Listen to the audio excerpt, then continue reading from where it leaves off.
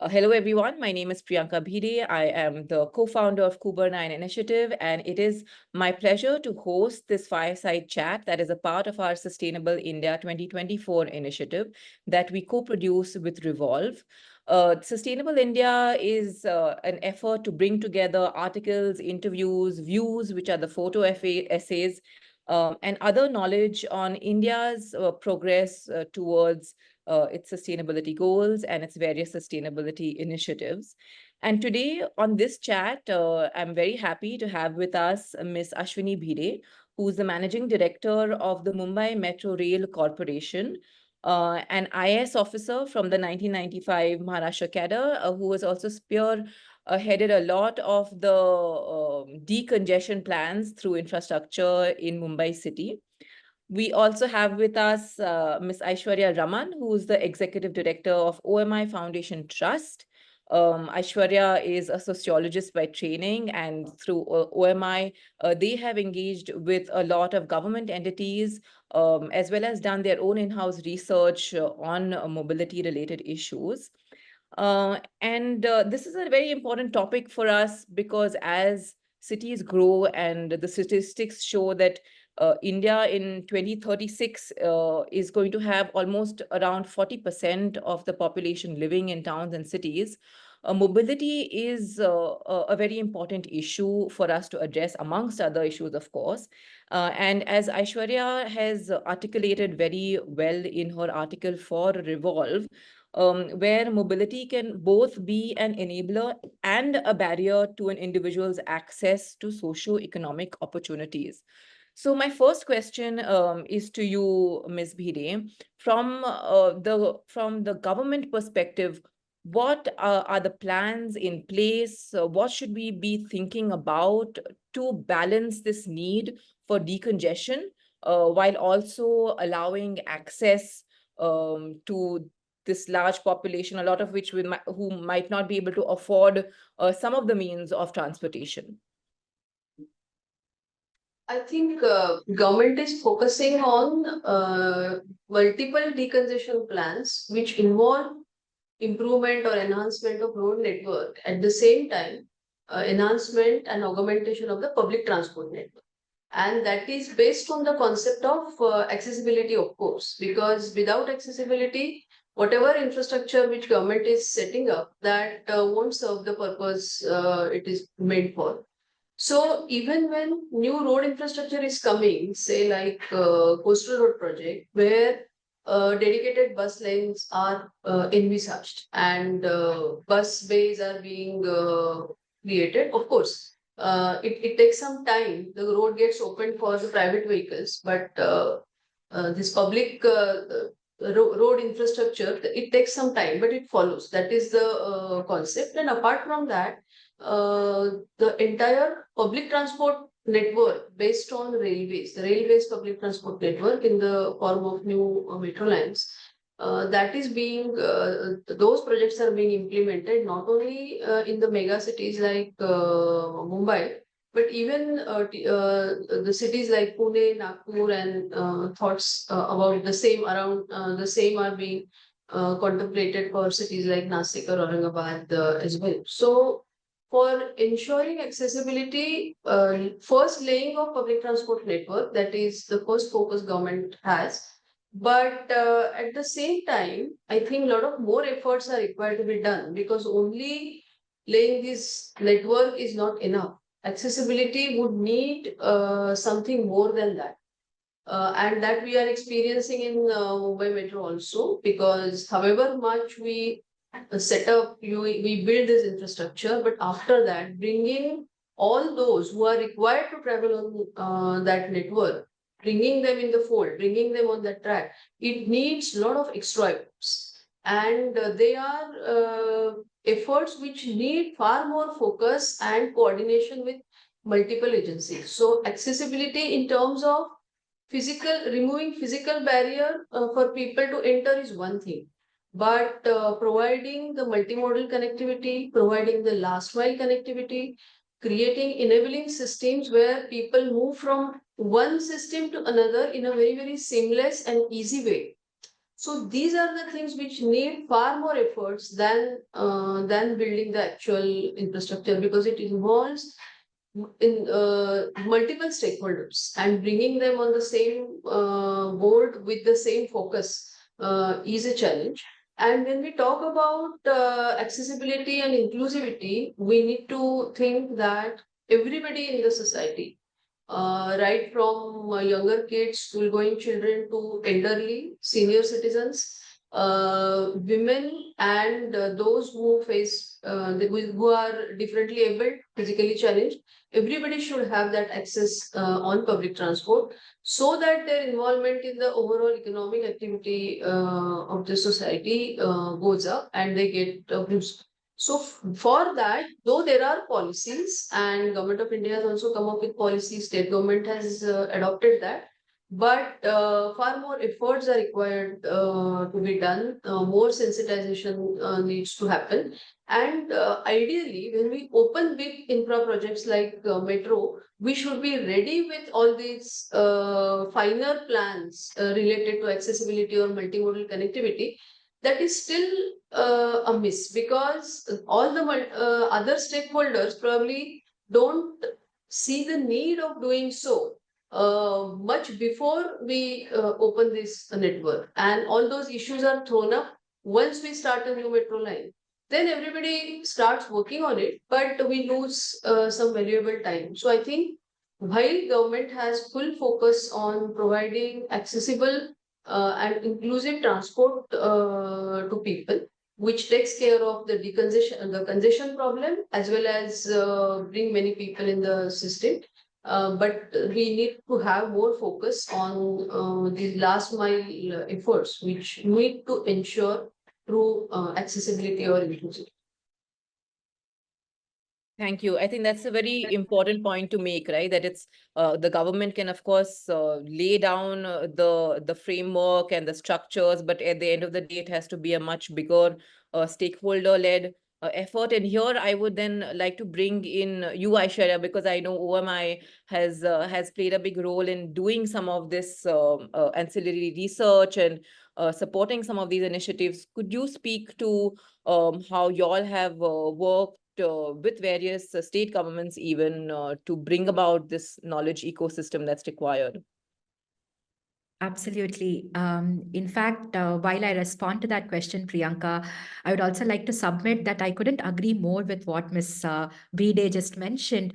Public transport and public mobility in that sense is so much more than simply laying infrastructure, accessibility, affordability. There are so many studies that tell you that metro rail too could be unaffordable to the most vulnerable of your population in a city, right? So affordability as a consideration too is very important. Accessibility, like ma'am said, is so much more than just physical infrastructural accessibility. Do I have a first mile, last mile solution? Do I have mobility services? But do I also have footpaths? Do I have digital accessibility?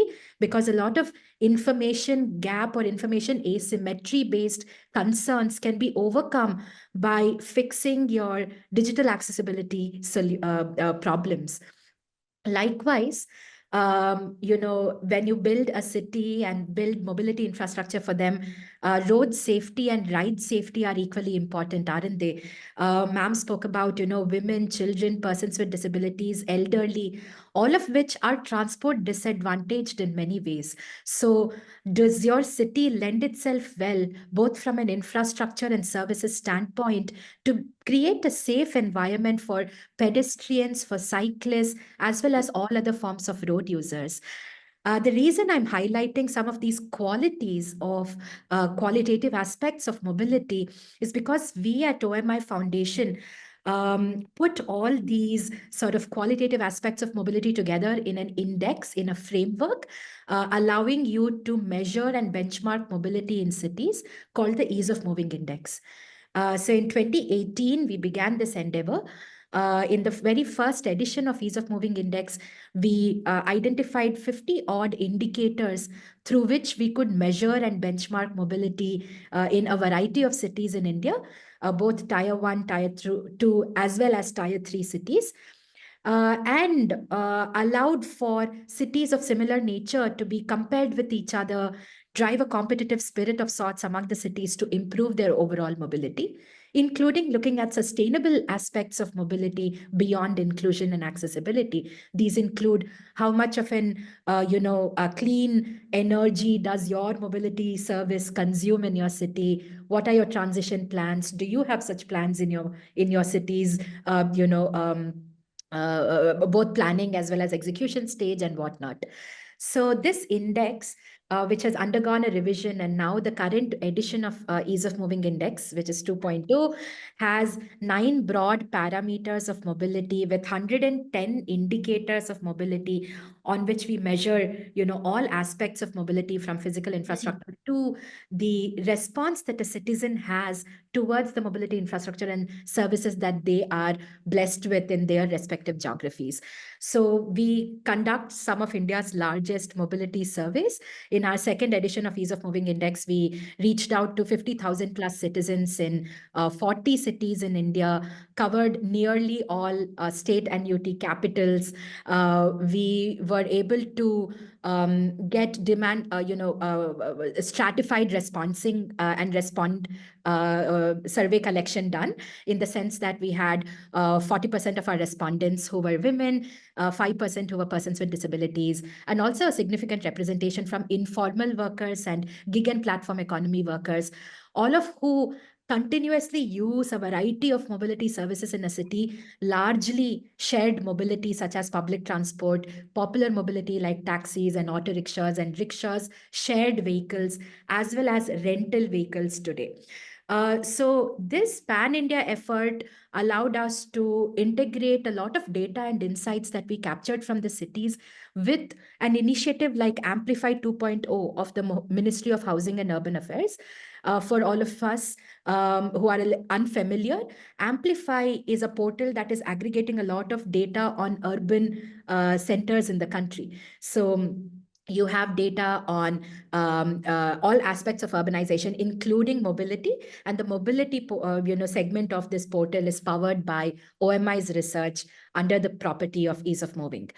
Now, with the city authorities and state governments, OMI has a few initiatives where we are guiding them on their electric mobility transition. For example, in Kerala, we have a PMU with the government of Kerala to support their clean mobility transition, including the integration of renewable energy in the mobility ecosystem. We're helping the state draft their policies, implement them, monitor some of the different aspects of setting up of charging infrastructure, setting up of other enabling features of this mobility transition overall. Likewise, in the states of Jharkhand, we're partnering with the Just Transition Task Force. Here we are helping the state think about ways to achieve sustainable mobility of future, and also move their workforce that is engaged in coal-intensive jobs today into a decarbonized ecosystem of the future. So what type of skilling do we have to keep in mind? How do we get more women to participate and leverage this transition and participate more actively in the economy? In certain other parts of the country, we are contributing to gender and accessibility-based inclusion and transition journeys of cities and states. We have extensive research that we do on a day-to-day basis on gender-inclusive mobility. This covers both women and trans and non-binary individuals.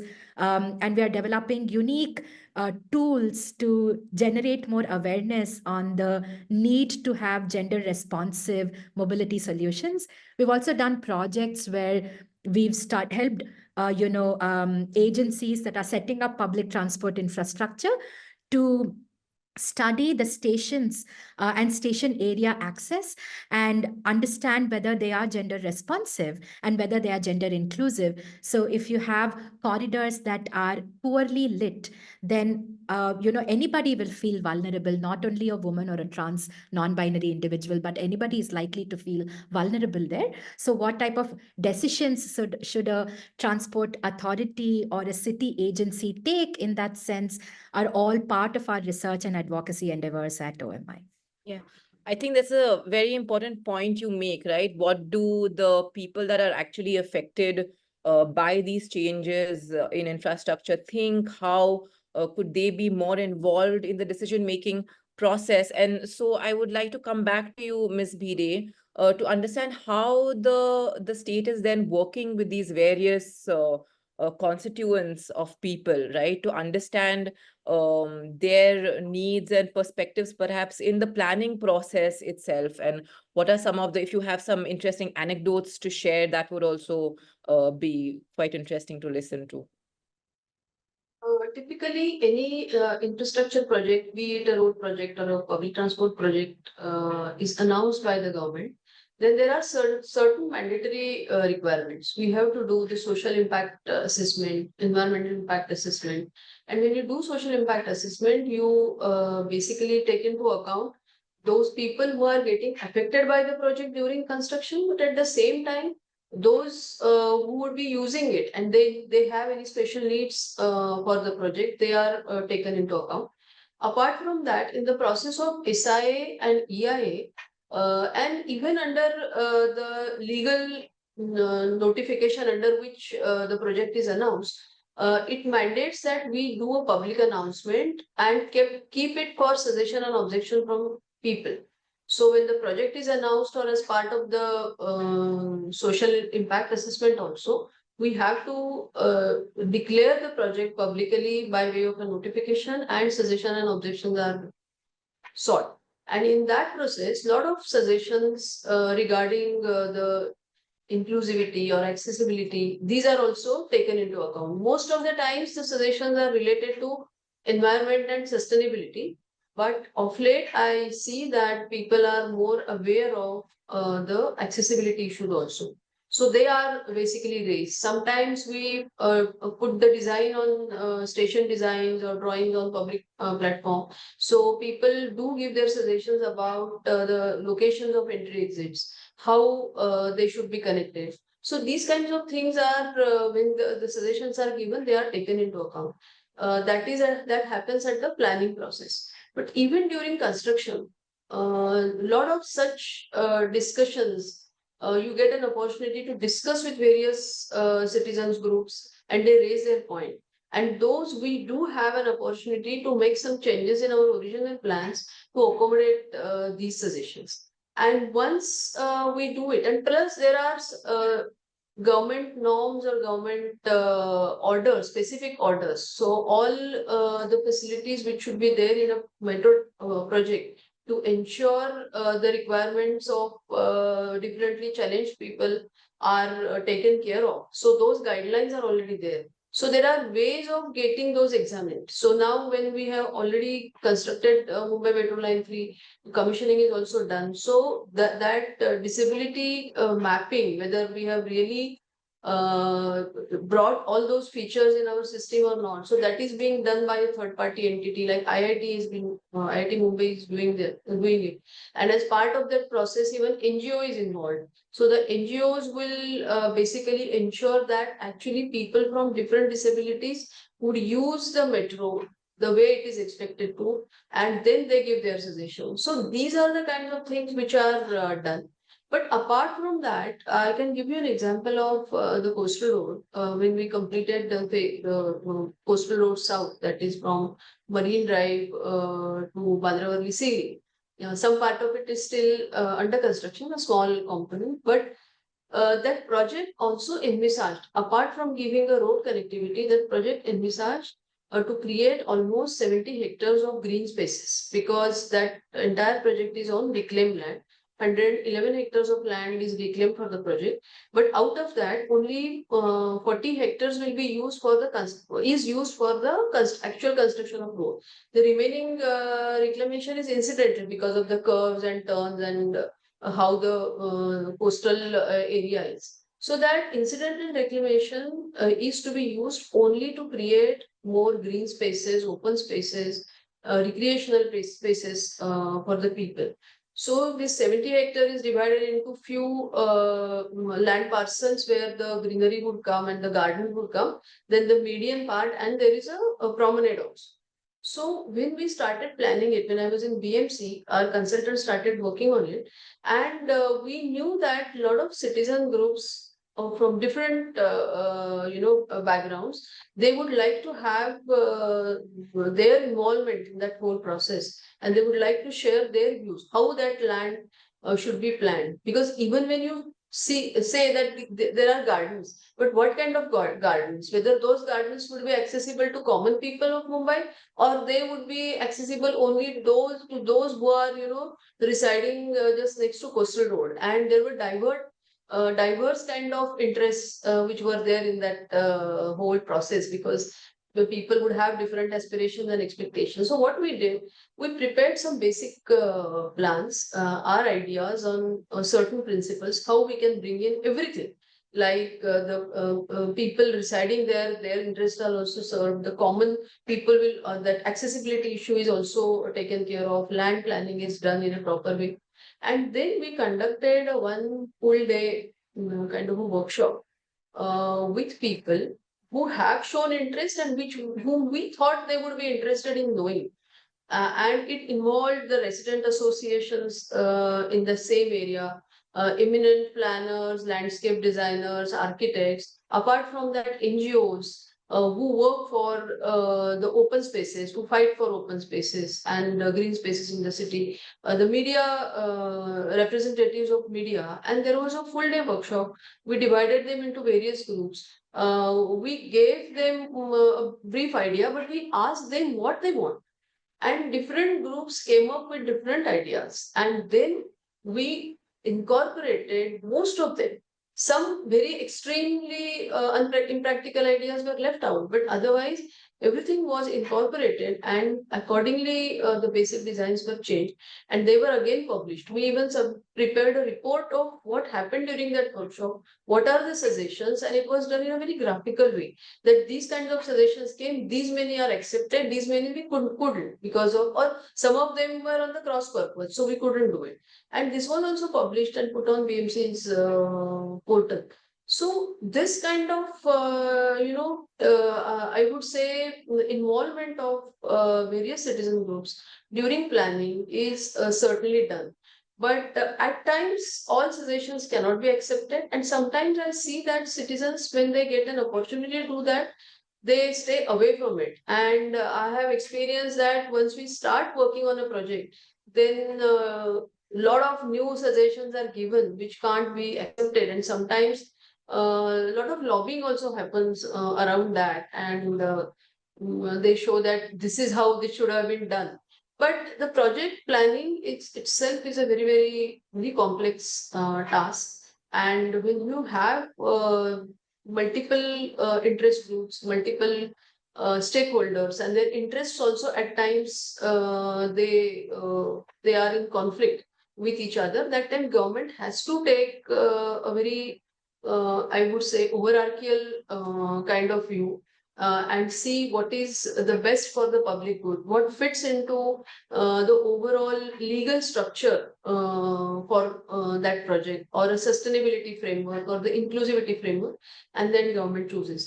But of late, many laws, many processes, various decisions from different courts, all those things have mandated the government also to involve people. When you say involve, there is a procedure involved. People can participate in that procedure and get themselves heard. But random suggestions which keep coming in between throughout the design or later on implementation process, they become difficult to implement or even get absorbed. Nevertheless, in a project which is very huge, long gestation period, even throughout the process also, because of various reasons, because of the representation from the political representatives, because they are get strongly represented by such people, the changes occur. But of late, it is pretty institutionalized. All the entire process of understanding what people want and whether all these purposes are served or not. This is there. And one last point which I would like to make, social media is also very powerful platform. and we keep especially all the mega infrastructure projects and the operating companies, whether it is a road, whether it is a metro, or whether it is any other public infrastructure which is in operation, where we have a permanent kind of interface with the users. There, the user aspirations are also shared on social media. And now operators like us, they do keep capturing these aspirations and see that how best we can, execute or incorporate these suggestions, because they ultimately talk about the convenience of the users. And these kinds of suggestions are taken. So this feedback mechanism, which is a very dynamic and constant feedback mechanism, which is made possible because of social media and a lot of digital presence of these kinds of operators, and it is easy to capture them and talk to them, understand what they want, get the feedback. So these systems are there in execution and operation of these inputs. Thank you for sharing that. I think it's we've now spent some amount of time on speaking about the present and the process so far. I'd like to spend the next few minutes to talk about the future, right? And add this added layer of climate change that we are all now experiencing in cities, where now cities are changing. There are spaces that would not experience flooding, but now experience flooding. So looking at this, the uncertainty that climate change brings in, and then the kind of scientific planning that might be required for that, Ms. Bhide, I will begin with you. If you could speak a little to what is the vision, what is the plan, what are we already doing in Indian cities? I think cities are working at multiple levels to ensure sustainability in not only in projects but in the overall functioning of the city. In Mumbai Municipal Corporation has already prepared a climate action plan where they have taken into account the kind of extreme weather events which the city is facing, the normal kind of the disasters which cities used to tackle, and over a period of time, certain mechanism is built to deal with that. So Mumbai's climate action plan takes into account all these issues which are there, the current available mechanism for that, and the possibility of the extreme weather events which are likely to occur in future, because that's what, as you rightly said, the number is increasing. And then this action plan is prepared. So now at least we know what we are required to do. But preparing an action plan and actually bringing it into reality, because not only municipal corporation, every other entity which is involved in that process needs to follow that. So the climate action plan needs to be broken into various other actionable plans from each and every entity. So, climate action plan talks about some proactive action, but in our day-to-day activity, like the way you are doing your construction, the way you are building your housing, the way you are managing your solid waste or wastewater, or even building your transport infrastructure, everywhere the sustainability aspects needs to be seen. So at city level, broadly, these kind of climate action plans are prepared, but they need to be further broken into various activities, and each and every stakeholder must abide by that. So a mechanism will have to be created for that. That is one thing. But apart from that, when you execute a mega infrastructure project, so there is an inbuilt mechanism of ascertaining its sustainability, because these projects are checked on the parameters of sustainability as well. For example, building a fully underground metro project in a city like Mumbai, which has all these vulnerabilities. So it takes a lot of time of the planners to put that whole project in the sustainability framework, and how we are doing it. that project should not add to the vulnerability of the city, but it should be a kind of a solution to that problem. So this is how this, and that is why a special focus, special emphasis is given on all these issues. So if Mumbai is flood prone, then how this project is also safeguarded from these vulnerabilities, but at the same time, during flooding, the project should be a savior for the city. So that kind of thinking is there in the project, and mega infrastructure project has a special emphasis on this aspect. So those kinds of experts are there at the time of planning, even during execution. Then post-project impact assessment is also done. Even throughout the implementation project, quarterly assessment of these parameters is done by very professional agencies. So certain things are built in the implementation of these projects also. But I agree on one point that going forward, cities probably will have to have a far better and far more robust mechanism to assess this thing. So nothing should happen in isolation, and it has to be a part of the overall sustainability planning of that city. And we are yet to reach there, because while Mumbai Municipal Corporation has taken a lead in preparing this climate action plan and working they have started working on this issue, which is quite commendable, because they are far ahead than many other municipal corporations from that perspective. But at the same time, at implementation level, they still need to, build those capacities, and not only in BMC, but in among all other stakeholders, because the way cities think themselves, the other agencies, maybe a housing agency like MHADA, various infrastructure implementation agencies, they can consider something of this sort for their own project. But that overall understanding from the city's perspective, that needs to be done, and probably the governments, the city governments, and all the agencies and stakeholders who are working for making the cities more livable, they need to come together and have a far broader and overarching kind of sustainability planning for the city. I'd actually like to bring in Aishwarya here, because this is a great, understanding for us in terms of what the cities need to do for planning ahead. But Aishwarya, I know through OMI, you all also have a keen ear to the ground, and given your engagement with citizens and their understanding of fears, even of how climate change is evolving, how it will impact them.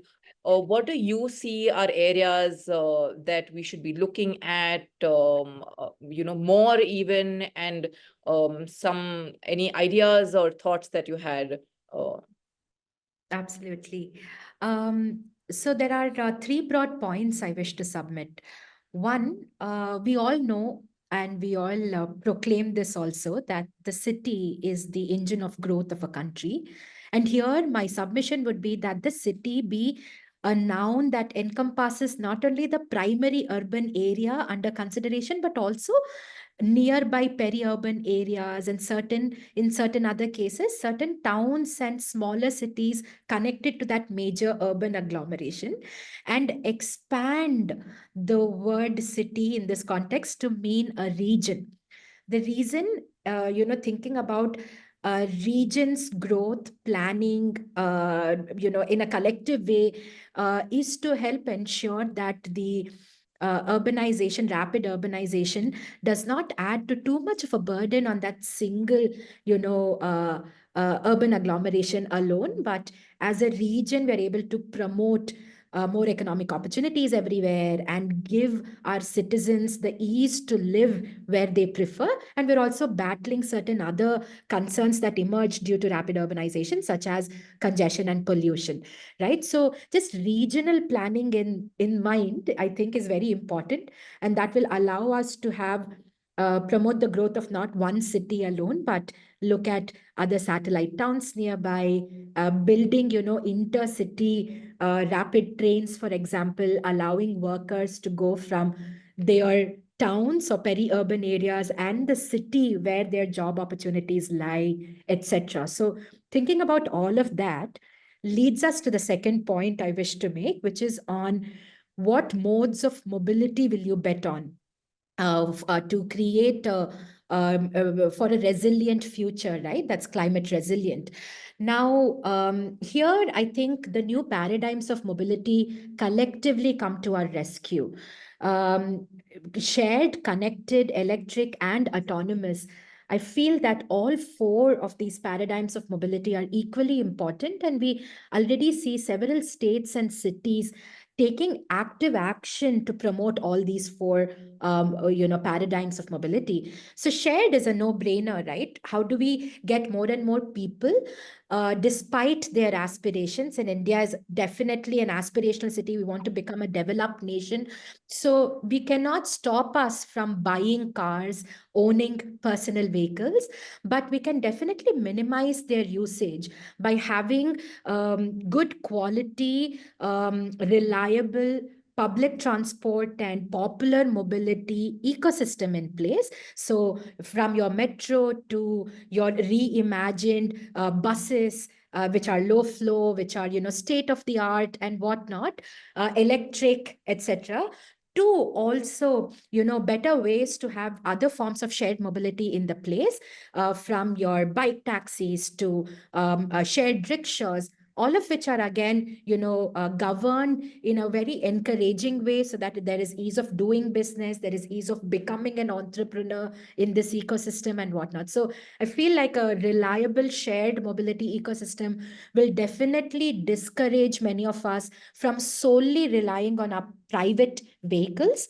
And, but however, we cannot achieve an ideal world where private vehicles simply don't exist, because that's now not how our country will evolve. That's not how, cities function. So for a variety of reasons, private vehicles are necessary, but how do we ensure that they coexist with shared mobility and we're able to create those incentives and disincentives? Moving people to shared mobility is what cities will focus on, and they've already begun thinking about that. The third piece is, connected and electric. Now, both your public transport, be it your buses to, electric taxis and electric two-wheelers that can do deliveries. Quick commerce is on the rise, and it's reshaping how we consume goods, how we live and work, in fact. So, so how can we have shared electric vehicles that can power this transition to a highly digital world that Indians are going to be, they're experiencing already in mega cities, but how that becomes a part of their daily lives going forward. So I think this is where cities and city authorities are taking a lot of interest in today, right? So your electrification, fleet electrification targets could be considered. Fleet electrification incentives can be introduced. Your gig and platform workers are owners of these smaller vehicles who require a lot of financing support to make the transition to all electric or zero emission vehicles. Long haul. So we have so many pilots today in the country on electrification of the trucking industry, right? Again, this is a major step to decarbonize your transportation sector and create a mobility ecosystem that is climate resilient. So what type of incentives and disincentives do you have to create there as a policymaker is again something that the cities and states are thinking about and should be thinking about too. And lastly, autonomous. I know autonomous could, in some quarters, elicit a sort of a knee-jerk reaction where we are limiting the concept of autonomous mobility to merely driverless vehicles. But it's so much more. Today, artificial intelligence and mobility can help make your mobility services more efficient, more reliable. For example, you have certain bus fleets in the country and truck fleets that use AI to ensure that the driver is not, driving in a less than alert state. If you sense that there are droopy eyes coming in, or the drivers taking a lot of turns that are unnecessary, then the AI, powered app can send an alert to both the driver as well as the agency that's managing this fleet and improve efficiency. So you can enhance road safety, you can enhance ride safety using AI, you can improve the efficiency of your fleet using AI, and of course, you can also build a future of mobility solutions such as a driverless metro. And we know we already have, such corridors in the metro rail today that have no drivers powering them, no pilots powering them, but there is artificial intelligence that doing it. But you can also have a concept that we developed at OMI called autonomous on-demand mobility, ATOM. So this is us reimagining the future of public transport in India. A metro can be super expensive and affair for a city authority. A metro requires you to cater to a demand of 10, 20 years down the line, and therefore could become less than profitable an endeavor through its operations. But it is an investment that the city is making. It's a public good that it is creating. However, can we find interesting ways to make this a profitable endeavor? So we've helped come up with something, an open source concept called Atom, where we bring together driverless, metro style coaches that are all electric, but these are also demand responsive. So in a day, you have only during peak hours where there are more coaches that get attached to each other in the form of a train and cater to the demand of the citizens in that particular area. But in other parts of the day, during lean hours especially, you have fewer coaches running, and they don't need the type of infrastructure that you require for rail, but they could be also using the road itself, and you can create certain dedicated corridors, much like BRTS. So I think there are interesting ways in which we can all collectively reimagine the future of mobility, while keeping in mind these principles of sustainability and circularity and resilience, so that we can create cities that are not only livable, but are resilient to the changes of the future. And basically that's it. So you have these stakeholders that can think about all of this. So we have a variety of these projects running in different parts of the country, and I think all of us would have that sort of excitement, I guess, as we build and implement these projects in different ways. Yeah, absolutely. I think especially the technological advances are something that are quite exciting and give a lot of hope. And I was wondering, Ms. Bhide, if you had any comments or reflections on some of the aspects that Aishwarya brought up. I fully agree with you, because going forward, technology is going to make a huge impact on all these, on the future of mobility. Because the project themselves are very high tech, but even going forward, to ensure that soft connectivity, going forward to, in true sense, making the travel seamless, the technology is going to help. Even today, we are using this QR code tickets, or the digital tickets, which is there on the mobile. So you don't need anything else. Now because we are multiple operators in the city. So now there is an ONDC platform where you put your own app, and then people can access it from various other platforms. So these kinds of things which are happening, where soft integration at the back end is being brought by the technology, and possibilities of AI being used for various decision making, not only for the authorities but even for the users. These are immense, because so much of data is there in the system, and what AI does is organize that data in such a in a systematic way, which could be used for very efficient decision making, and that is going to happen. And it need not be done by the only the city governments or the project implementing authorities. They are the owners of data, but if they just unshackle that, they unlock that data, then there is a whole lot of entrepreneurs, technology makers, and so many young lot who know how to use technology, and to make various products out of those technologies, which can be used by people.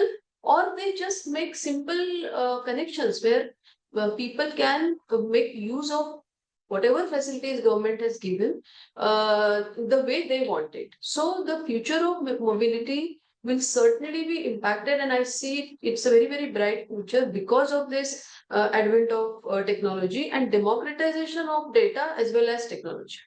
Because anybody can do it, especially the young generation who knows technology, irrespective of their background, they know how to make use of it. So governments will have to have a very open-mindedness, and I think that is already happening.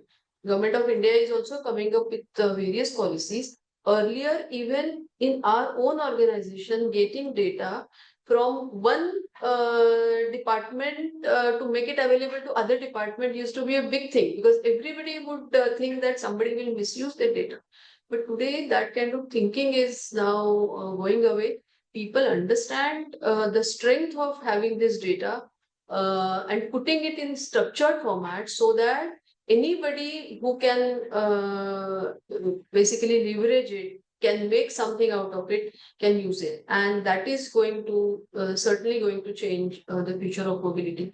The technology which is used for running of metro is already a state of the art kind of a technology, but going forward, going beyond that, even common people, when they make use of this infrastructure or these facilities, they will get benefited by the software integration which is happening around, and this will be done by thousands of third party entities where the government may not have to play any role at all. So this is like unlocking a lot of value out of whatever you are already creating or building, and that is going to change the way the cities will commute, the way the cities will travel or organize their mobility.